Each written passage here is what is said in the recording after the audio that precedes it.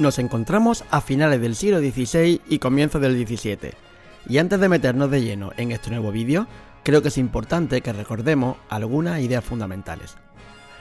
En esta época existía ya entre los compositores un interés cada vez mayor por realzar musicalmente ya no solo el significado de los textos como hacían los madrigales, sino las emociones que contenían.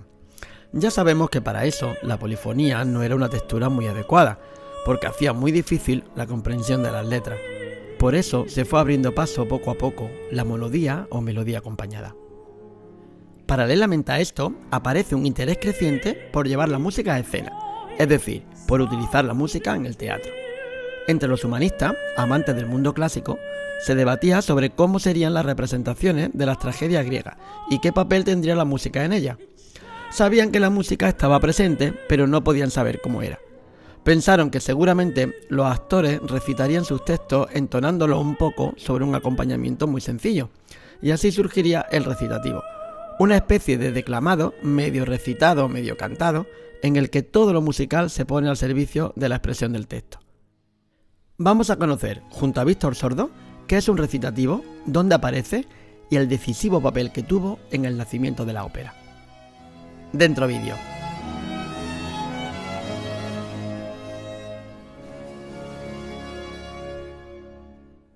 A grandes rasgos podríamos decir que es un recurso musical que han utilizado los compositores desde principios del siglo XVII hasta aproximadamente mediados del XIX. Consiste en una línea de canto que obedece más a la prosodia del texto que a la parte musical, imitando de alguna manera la forma declamatoria de la tragedia griega. Va acompañada del bajo continuo, que es una línea de bajo cifrado. Cuando tenemos una línea de bajo cifrada, lo que aparece es una serie de números y letras debajo de cada nota que indican la posición del acorde o si tiene una séptima o este tipo de cosas. Y con este bajo lo que conseguíamos era conducir esa línea melódica a través de las diferentes armonías. El ritmo del recitativo lo que trata de hacer es imitar el habla, es bastante libre, porque al final lo importante es más casi lo que cuenta que cómo lo cuenta. Luego vamos a poner algunos ejemplos, pero para que os hagáis una idea sería más o menos una mezcla entre hablar y cantar. Vamos, igual que en el rap. Ahora me toca inventarlo, decirlo a mí en español.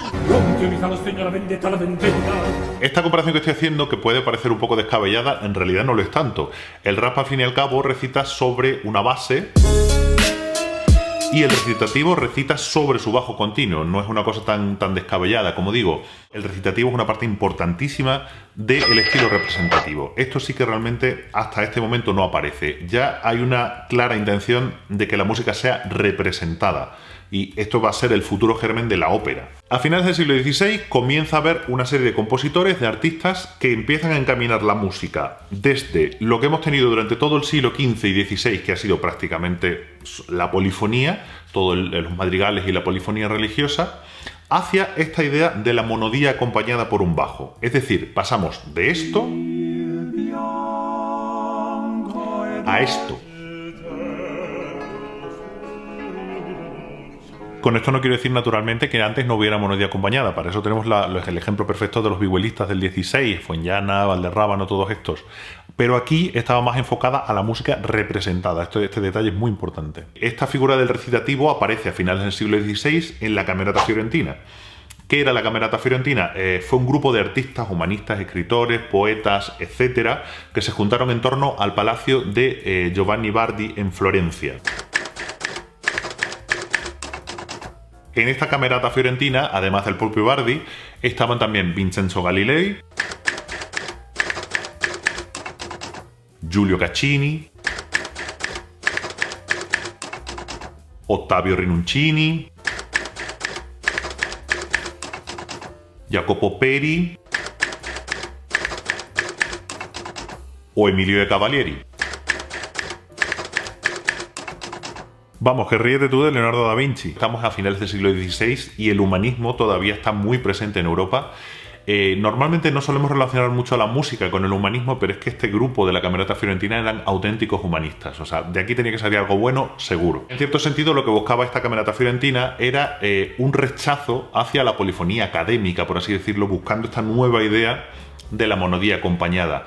Era un retorno a el estilo clásico o a la vuelta a la Grecia clásica como el propio humanismo busca. Algunos de ellos crearon prácticamente lo que podríamos llamar las primeras protoóperas, o casi ya podemos llamarlas óperas, dentro de esta tradición, y el recitativo nace en este seno exactamente para esa manera nueva de decir la música prácticamente hablada o declamada, como en la tradición clásica. Si bien la Camerata Fiorentina inventó el recitativo, Monteverdi fue el que realmente lo desarrolló y lo descubrió. Por eso muchas veces se dice que Monteverdi fue el compositor bisagra entre el Renacimiento y el Barroco, porque pasó de esto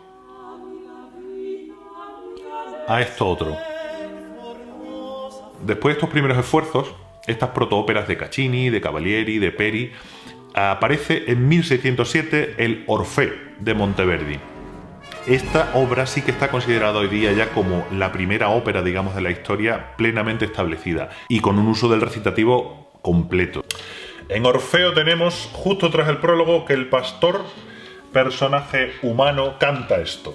In questo lieto e fortunato giorno che posto fine agli amorosi affanni del nostro semideo, cantiam pastori in si soavi accenti che siam degni d'Orfeo nostri concetti.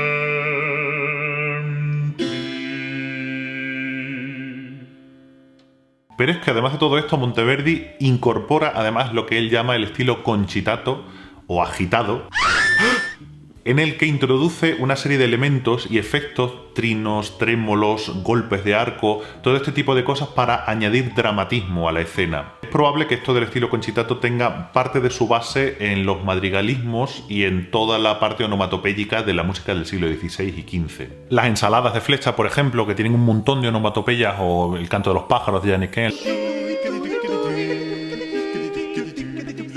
Lo que pasa es que él los lleva a la parte solista y a la parte instrumental para dar dramatismo a esa escena. Aparece muchísimo en el Combattimento de Tancredi y Clorinda de 1624 del libro 8 de Madrigales.